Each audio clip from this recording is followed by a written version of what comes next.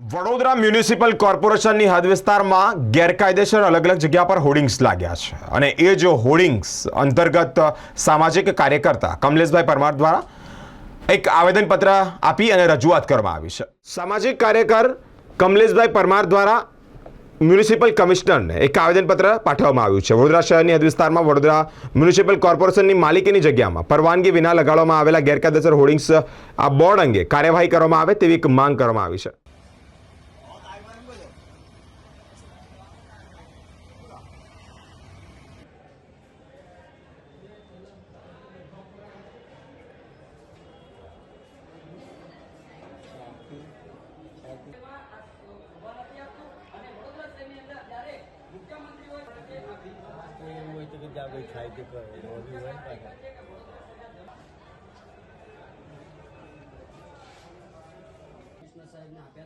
પરંતુ આજ દિન સુધીમાં કોઈ પણ જાતની કામગીરી થઈ નથી। તો જમીન મિલકત કોમર્શિયલ શાખાને તાત્કાલિક સૂચના આપવામાં આવે, અલગ અલગ વિસ્તારોમાં આ રીતે લગાવશે તો પછી આપણા કોર્પોરેશનમાં તો આવક થાય જ નહીં।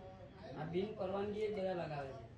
વડોદરા શહેર હાલમાં વિકાસથી વંચિત છે। સુરત અને અમદાવાદ, ભાવનગર, રાજકોટ આવી તમામ શહેરો જ્યારે વડોદરા શહેરથી આગળ હોય ત્યારે વડોદરા શહેર પાછળ કેમ છે એનું મુખ્ય કારણ એક જ છે કે જે વડોદરા શહેરની અંદર ગંદકીની ભરમાર જોવા મળે છે, હોર્ડિંગ્સનો જમાવડો જોવા મળે છે।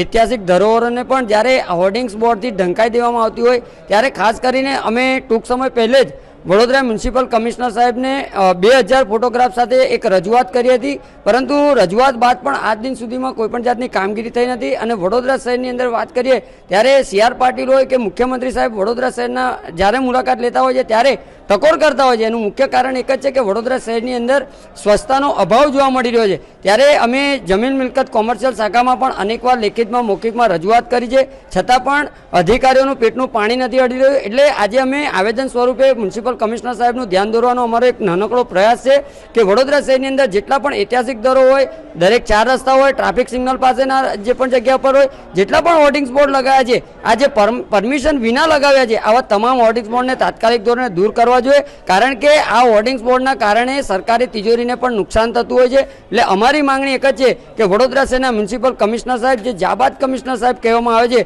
ત્યારે આ વહેલામાં વહેલી તકે આ કામગીરી હાથ ધરવામાં આવે અને દરેક જગ્યા ઉપરથી જે પણ હોર્ડિંગ્સ બોર્ડ લાગેલા હોય, જે ડિવાઈડર પર હોર્ડિંગ્સ બોર્ડ લાગેલા હોય અથવા તો જે પણ કંઈક બેનરો લાગ્યા હોય, આ તમામ દૂર કરવામાં આવે તેવી માંગ સાથે આજે રજૂઆત કરવા માટે આવ્યા છે।